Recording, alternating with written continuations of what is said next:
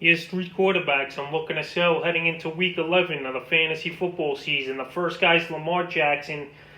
Like I've been saying each and every week, Jackson, he's just not putting up the numbers you drafted him to put up for you. I know this week in Week 10 at New England, he was going to be a dud, I thought, but he had a pretty good fantasy day. 249 passing yards, 2 touchdowns, an interception, 11 rushes, and 55 yards. But that was only the third time this season Lamar Jackson went over 20 fantasy points, and that's a big fourth time he went over 20 fantasy points. That's a big problem.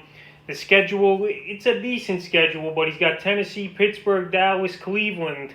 So his schedule is not that bad, but I just can't rely on Jackson. Each and every week, it's a different story with him.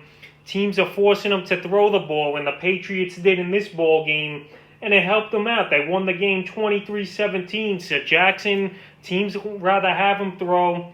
Running, he hasn't had crazy rushing games. I think he went over 100 yards once or twice only the whole season. Jackson, yeah, he'll get you the 5-6 points in rushing, but it seems like each and every week he's got a fumble loss or a pick or two. So Jackson, go out there and sell him while you can. There's so many better quarterbacks this year in fantasy than Jackson.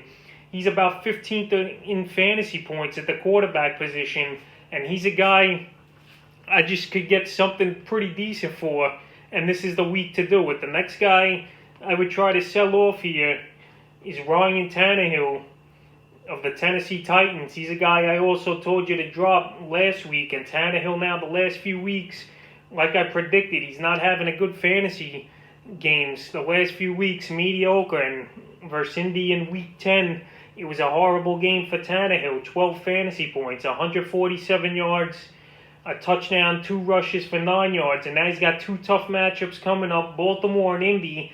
That's ball games I'm not going to use him in. He's on my bench list as well this week. That video comes out tomorrow. But anyway, Ryan Tannehill, he's not going to get the job done. A.J. Brown, we saw him not produce, and Tannehill's stats were down even more with Brown finally having a bad game. So I just don't trust him. If I could get anything of value for Tannehill, I can. He's still owned in 79% of leagues, so I don't see him getting dropped. But I just don't like his schedule, so sell him off and try to get a decent piece for Ryan Tannehill. And the third and final quarterback I'm going to look to sell off heading into Week 11 is Cam Newton. Cam Newton, I know he's had 2 pretty decent games now the last few weeks, and I got him a starter this week as well versus Houston on my start list. But Newton, even with 2 good games, he still didn't crack 25 fantasy points. And Newton, his ceiling's about 20-25 at most. He hasn't had a huge fantasy game since Week 2 with 39. So Newton, he's going to max out at 25. There's other quarterbacks out there. Now he's back on the quarterback starting map. Like I said, I like his matchup this week, but I would sell him off. So if there's someone out there hungry for a quarterback or whatever, and they give you a good running back or receiver, this is a trade you do. So that's 3 quarterbacks I'm looking to trade and sell off heading into Week 11.